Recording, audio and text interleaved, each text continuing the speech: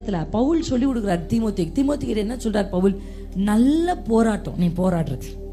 அப்பனா ஒரு கெட்ட போராட்டம்னு ஒன்று இருக்குதானே, இருக்கா இல்லைங்களா? மனுஷங்க எதுக்கோ போராடுறாங்க, ஆனா நீங்களும் நானும் போராடுறது என்ன போராட்டம்? நல்ல போராட்டத்தை எப்படி பார்க்க ஆரம்பிக்கணும்? இதுக்கப்புறம் நல்ல போராட்டம் போராடு, நீ தீங்கு அனுபவி, பரவாயில்ல. இந்த ஃபைட் கஷ்டம் தான், இந்த போராட்டம் கஷ்டம் தான், ஆனா இட்ஸ் a குட் ஃபைட். இங்கிலீஷ்ல அப்படிதான் இருக்கு, it's a good fight. Fight பண்ண நம்மளாம் யார் தெரியுமா? Fighters, warriors. நமக்கு தான் நிறைய யுத்தங்கள், அல்லேலூயா, நமக்கு தான் நிறைய போராட்டங்கள். ஆனா அது நடுவில் நம்ம புரிஞ்சுக்கணும், ஜீவனுள்ள தேவனுடைய சேனை நான், ஜீவனுள்ள தேவனுடைய சேனை நான், அவருடைய சேனை. இந்த மூன்று வெளிச்சமும் நமக்குள்ள இருக்கணும்.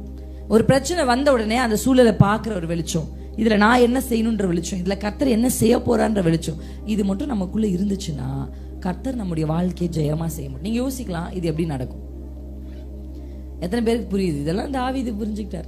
நான் சொல்றேன், அதிகமா நீங்க இதை வாசிக்க வாசிக்க உங்களுக்குள்ள அந்த வெளிச்சம் கடந்து போகும். நீங்க பாருங்க, எழும்பி பிரகாசி. ஏன் எழும்பி பிரகாசிக்கணும்? ஒளி வந்தது. ஒளி வந்தாதான் பிரகாசிக்க முடியும், கரெக்டா இல்லைங்களா? நம்மெல்லாம் எப்படின்னா, நம்ம ரிசோர்ஸ் தான், சோர்ஸ் கிடையாது. சோர்ஸ் ஆண்டவர், ஆமென், அவர் தான் ஒளி. அப்ப தமிழ்ல ஒளி நம்ம வாசிக்கிறோம், வெளிச்சம்னு இருக்கு, இங்கிலீஷ்ல லைட்னு இருக்கு. அப்ப அவர் ஒளி, நம்ம வெளிச்சம். அல்லேலூயா. அப்ப அவர்கிட்ட இருந்து வாங்காம எதையும் நம்மளால கொடுக்க முடியாது.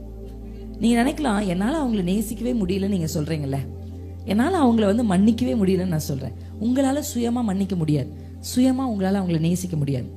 அவர்கிட்ட இருந்து வாங்குங்க, அதை கேளுங்க. அப்பா என் மேல ஊற்று, உங்க அன்பை ஊற்றுங்க, நான் அவங்கள அன்பு கூற உதவி செய்யுங்க. என்னைக்கோ யாரோ உங்களை சொன்ன வார்த்தை, இன்னைக்கும் அந்த வார்த்தையை பிடிச்சிட்டு இருக்கீங்க. நான் சொல்லுவேன், ஸ்டாப் இட், மறந்துடுங்க. யாரோ தெரியாம சொல்லியிருப்பாங்க, இல்ல தெரிஞ்சே சொல்லட்டுமே. கர்த்தர் அது மறக்கலையா? எனக்கு அவரை தெரியாதுன்னு 3 முறை சொன்னாரு. யாரு? கர்த்தர் மறக்கலையா? மறுபடியும் அந்த பேதுருத்தை, நீ சொன்ன பாரு, நீ அந்த ஒரு வார்த்தை சொன்ன பாரு, நீ அந்த ஒரு வார்த்தை சொன்ன பாருங்களா. ஆண்டவர் பேதுரு கிட்ட பேசிட்டு இல்ல, அந்த வார்த்தையை அவர் பிடிச்சிட்டு சண்டை போட்டுக்கிட்டு இல்லை. இன்னைக்கு நான் நினைக்கிறேன், இந்த ஆண்டவர் உங்களோட பேசுறார், யார் இடத்துலயும் தெளிவாய் பேசுகிறார். யாரோ என்னைக்கோ சொன்ன ஒரு வார்த்தைய மனசுல வச்சுட்டு, ஆமா நான் கஷ்டப்பட்ட போது அவ எங்க போனா? அவ எங்கேயும் போல, அவளை கொடுக்க விடாம தடுத்தது ஆண்டவர் தான். அன்னைக்கு மட்டும் அந்த அக்கா உங்களுக்கு உதவி செஞ்சிருந்தாங்கன்னா, நீங்க வாழ்நாள் முழுசும் அந்த அக்காவையே அந்த அண்ணனே பிடிச்சிட்டு இருப்பீங்க. அல்லேலூயா. அன்னைக்கு அவங்கள கர்த்தர் தடுத்து நிறுத்தினார், நீ கொடுக்காத, ஏன்னா அவ என்ன பிடிக்கணும்,